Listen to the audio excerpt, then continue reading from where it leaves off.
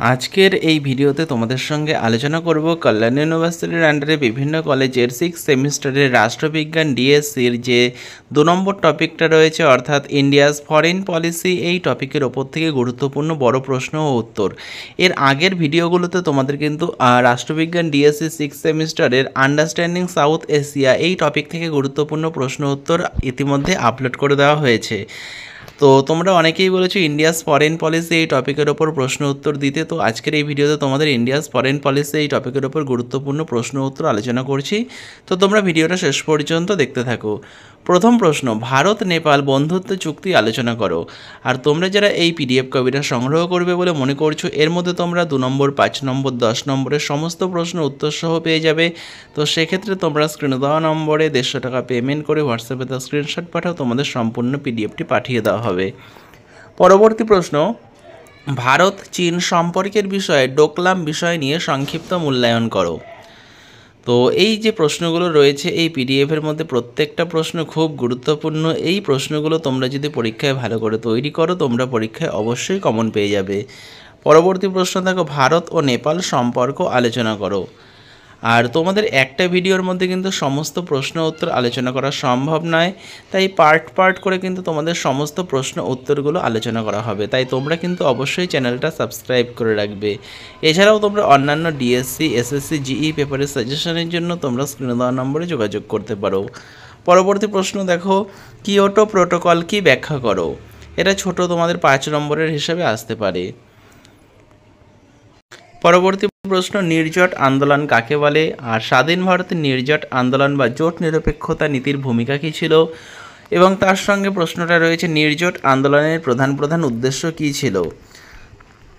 পরবর্তী প্রশ্ন, ভারত চীন সম্পর্ক ও তার সাম্প্রতিক প্রবণতা মূল্যায়ন করো। তো ভারত ও চীনের মধ্যে সীমান্ত নিয়ে বিরোধ, এগুলো কিন্তু তোমাদের ছোট ছোট করে আলাদাভাবে প্রশ্ন আসতে পারে।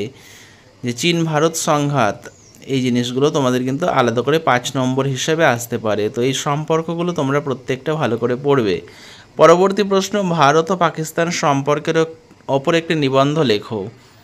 এই প্রশ্নটাও ভালো করে পড়বে, যে ভারত ও পাকিস্তানের মধ্যে যে সাম্প্রতিক ঘটনাবলী তা নিয়ে আলোচনা। পরবর্তী প্রশ্ন দেখে নাও, ভারতের বিদেশ নীতির মূল উপাদানগুলি কী কী। তার সঙ্গেই রয়েছে আরেকটা প্রশ্ন, ভারতের বিদেশ নীতির মূল লক্ষ্য বা উদ্দেশ্যগুলি কী কী। পরবর্তী প্রশ্ন, ভারতের বিদেশ নীতির মূল বৈশিষ্ট্যগুলি আলোচনা করো। এর সঙ্গেই রয়েছে ভারতের পররাষ্ট্রনীতি বা বিদেশ নীতির মূল নির্ধারকগুলি আলোচনা করো। অথবা টিকা লেখো পঞ্চশীল নীতি অথবা ভারতের পররাষ্ট্রনীতির মূল নীতিগুলি কী কী। পরবর্তী প্রশ্ন দেখে নাও, ভারত ও পাকিস্তানের মধ্যে হওয়া তাসখান্দ চুক্তির বিষয়ে সংক্ষিপ্ত টিকা লেখো। পরবর্তী প্রশ্ন, ভারতীয় বৈদেশিক নীতির অভ্যন্তরীণ ও বহি উপাদানসমূহের বিবরণ দাও। পরেরটা, ভারতের পারমাণবিক নীতির প্রধান বৈশিষ্ট্যগুলি কী কী উল্লেখ করো। পরবর্তী প্রশ্ন, ভারত আফগানিস্তানের সম্পর্ক আলোচনা করো। পরবর্তী প্রশ্ন, ভারত বাংলাদেশের সম্পর্কের তিক্ততার কারণ আলোচনা করো অথবা ভারত বাংলাদেশ দ্বিপাক্ষিক সম্পর্ক মূল্যায়ন করো। যে ভারত ও বাংলাদেশের মধ্যে সীমানা নিয়ে যে বিরোধ রয়েছে তা আলোচনা করো। বা নদীর সম্বন্ধে যে পানি বন্টন সমস্যা, যে নদীর সম্বন্ধে যে সমস্যা রয়েছে সেটা আলোচনা করো। এইভাবে তোমাদের আলাদাভাবে দিতে পারে। পরবর্তী প্রশ্ন, অপারেশন ক্যাকটাস কি, টিকা লেখো বা বলবে অপারেশন ক্যাকটাস সম্পর্কে আলোচনা করো। পরবর্তী প্রশ্ন, টেকসই উন্নয়ন বলতে কী বোঝো। টেকসই উন্নয়নের গুরুত্ব বা প্রাসঙ্গিকতা এবং এর লক্ষ্য ও উদ্দেশ্যগুলি লেখো। অথবা টেকসই উন্নয়ন বলতে কী বোঝো, বর্তমান জলবায়ু অবক্ষয়ের যুগে এই ধারণাটি কতখানি প্রাসঙ্গিক ও প্রযোজ্য।